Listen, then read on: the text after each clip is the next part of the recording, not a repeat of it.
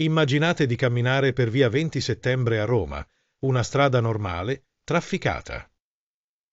Entrate in quello che sembra un edificio qualunque, la chiesa di Santa Maria della Vittoria.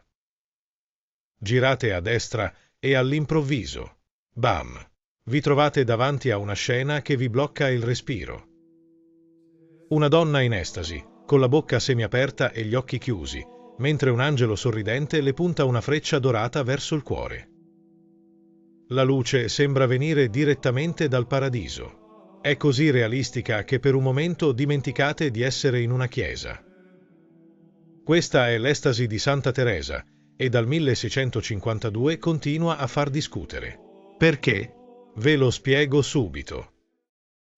Il trucco della levitazione. Guardate attentamente Santa Teresa.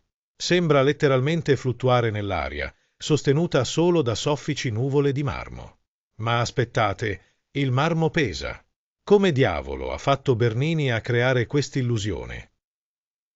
Ecco il segreto che nessuno vi dice. Se guardate bene sotto le pieghe del vestito della santa, vedrete che Bernini ha nascosto strategicamente tutti i punti di appoggio strutturali.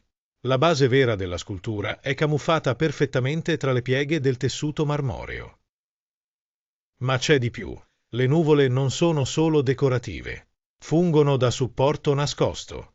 Bernini era un ingegnere geniale travestito da artista. Ha calcolato ogni punto di tensione, ogni equilibrio. Il risultato? Una scultura di marmo che sembra sfidare le leggi della fisica.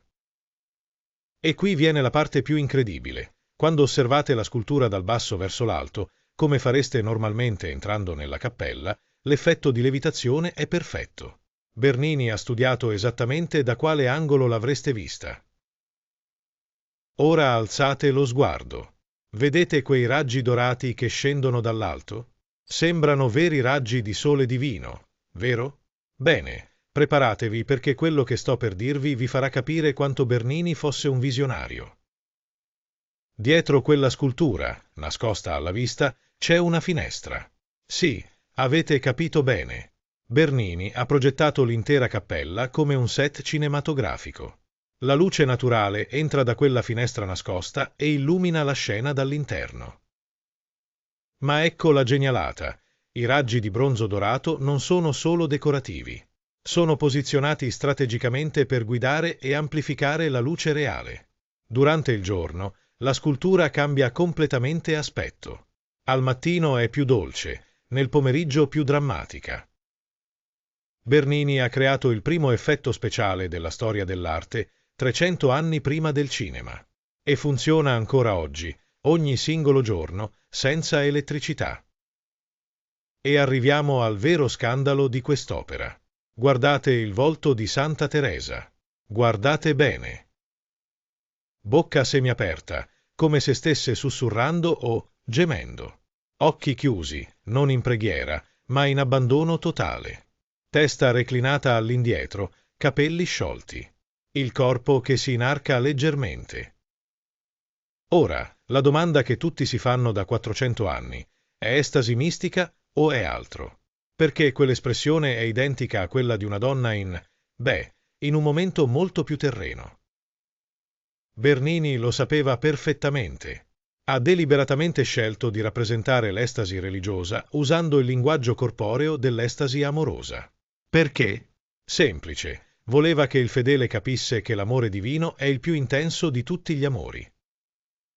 Ma il risultato? Nel Settecento, alcuni critici francesi la definirono inappropriata per una chiesa. Altri dissero che Bernini aveva confuso il sacro con il profano. Perfino oggi, molti visitatori rimangono, turbati da quella espressione. Il bello è che Teresa d'Avila stessa, nella sua autobiografia, aveva descritto le sue visioni usando termini molto simili: dolore soave, ferita d'amore, morte dolcissima. Bernini non ha inventato nulla, ha solo reso visibile quello che la santa aveva descritto a parole. Ma ora guardiamo l'altro protagonista di questa scena, l'angelo. E qui casca l'asino, perché quest'angelo, non sembra proprio un messaggero celeste. Prima di tutto, guardate quel viso. Non ha niente della solennità degli angeli tradizionali. Ha un sorriso, come dire, malizioso. Sembra quasi divertito da quello che sta per fare. È più simile a Cupido, il dio pagano dell'amore, che a un serafino cristiano. E quella freccia che tiene in mano? La brandisce con una sicurezza quasi teatrale, come un attore che sa perfettamente qual è il suo ruolo nella scena. Non c'è gravità divina, c'è giocosità umana. Ma il dettaglio che nessuno nota mai. I piedi. Guardate i piedi dell'angelo. Sono completamente nudi. Può sembrare una sciocchezza, ma nell'arte sacra del Seicento questo era quasi scandaloso. Gli angeli dovevano essere puri, eterei, non carnali. Quei piedi nudi rendono l'angelo fin troppo umano, fin troppo reale. E poi c'è la vestizione, quella tunica che scivola morbidamente sul corpo, rivelando forme decisamente terrene. Bernini ha creato un angelo che sembra uscito da un dipinto mitologico, non da un'apparizione mistica. Intenzionale? Ovviamente sì. Bernini voleva che il divino parlasse il linguaggio dell'umano. Ma ora giratevi, guardatevi intorno. Vi sentite osservati? Bene, perché lo siete. Sui lati della cappella ci sono 8 personaggi scolpiti che vi stanno fissando. Sono i membri della famiglia Cornaro. Ma non sono lì per caso. Bernini li ha posizionati come se fossero seduti in palchi teatrali, come spettatori a un'opera. Alcuni sono chini in avanti, altri sussurrano tra loro, alcuni indicano la scena centrale. Stanno letteralmente assistendo al miracolo di Santa Teresa. È geniale. Bernini ha trasformato un evento mistico in uno spettacolo. Ma non finisce qui. Guardando quegli spettatori di marmo, anche noi diventiamo parte dello show. Siamo tutti spettatori della stessa rappresentazione divina. E c'è un dettaglio diabolico. I Cornaro sono rappresentati in epoche diverse. Alcuni sono ritratti da vivi, altri come sarebbero stati dopo la morte. Passato, presente e futuro si mescolano in un'unica scena eterna. Ma Bernini non si è fermato alle sculture. Ha progettato ogni centimetro di questa cappella come un set cinematografico. I marmi policromi, giallo antico, verde antico, nero del Belgio, non sono scelti a caso. Creano contrasti cromatici che guidano l'occhio verso la scena principale. Il pavimento stesso è un tappeto di marmi colorati che accompagna verso l'altare. Le colonne, i pilastri, perfino la volta, tutto concorre a creare un'unica grande scenografia. Non state guardando un'opera in una chiesa, state entrando dentro l'opera stessa. E il colpo finale. La luce naturale che abbiamo visto prima non illumina solo la Santa Teresa. Illumina strategicamente anche i volti degli spettatori Cornaro, creando un gioco di luci e ombre che cambia durante il giorno. È teatro puro, ma teatro sacro. Bernini ha inventato l'arte totale, scultura, architettura, scenografia, illuminotecnica. Tutto al servizio di un'unica, potentissima emozione.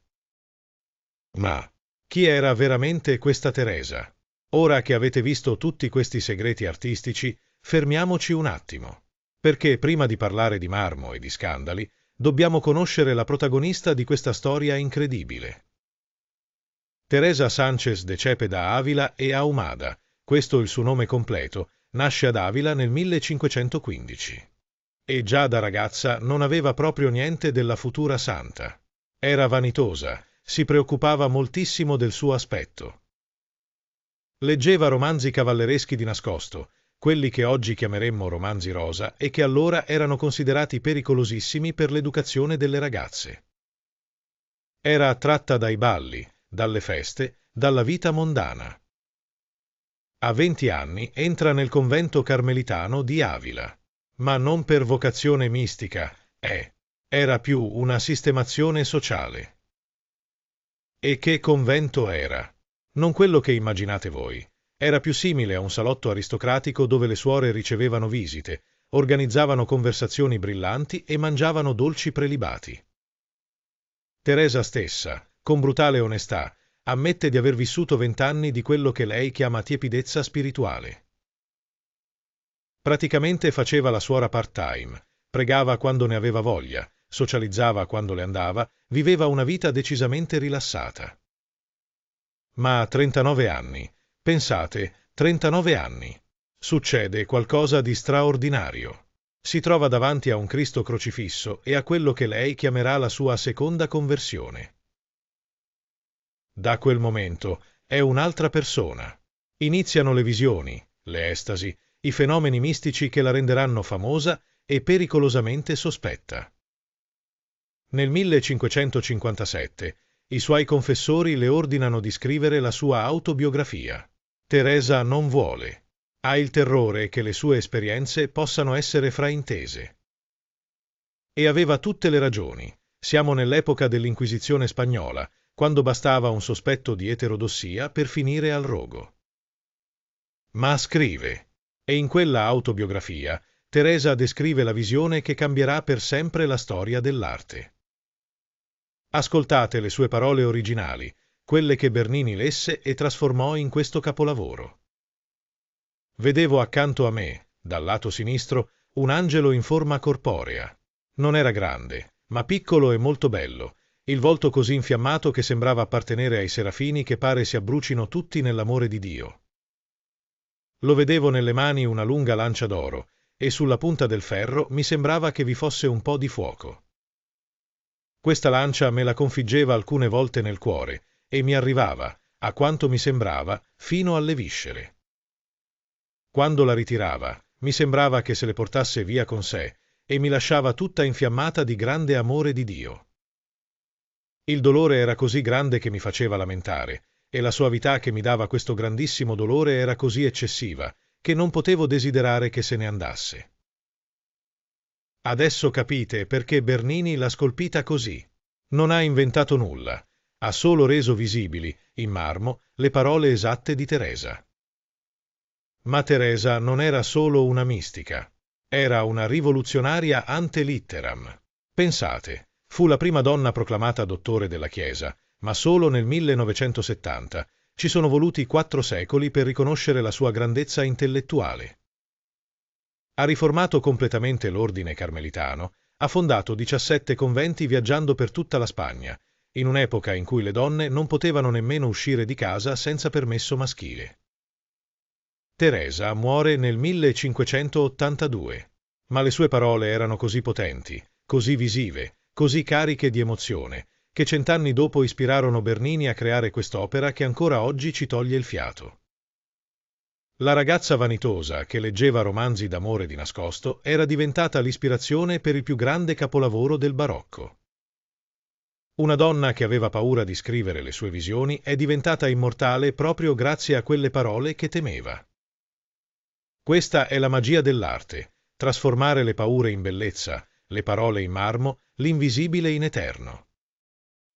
In conclusione, l'estasi di Santa Teresa non è solo una scultura, è un'esperienza totale che Bernini ha creato per farci sentire testimoni di un miracolo.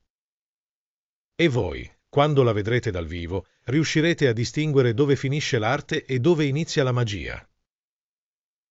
Se questo video vi ha incuriosito, nei commenti scrivetemi quale altro capolavoro italiano vorreste scoprire.